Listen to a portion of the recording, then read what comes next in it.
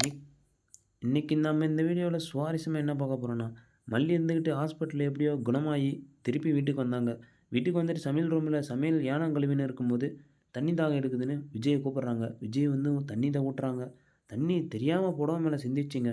அதனால் விஜய் உடனே அவர்கிட்ட இருந்த கர்ச்சீப்பை எடுத்து துடைக்கிறாங்க.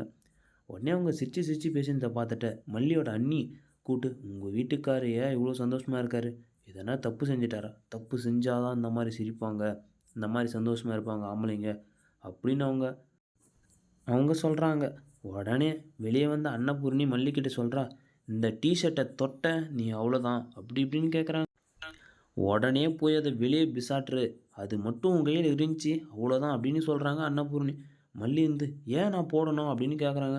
அதுக்கு அன்னபூர்ணி சொல்கிறாங்க, இன்னும் கொஞ்ச நாளில் உனக்கும் விஜய்க்கும் கல்யாண நாள் வருது, ஒழுங்காக வீட்டில் இருக்கிறதுக்கு கற்றுக்கோ, வேலைக்கு போனது போதும் அப்படின்னு சொல்லும்போது மல்லி சொல்கிறா, இல்லை அவரும் வேலைக்கு போகல, நானாவது வேலைக்கு போகணும் அப்போ தான் அப்படின்னு சொல்கிறாங்க.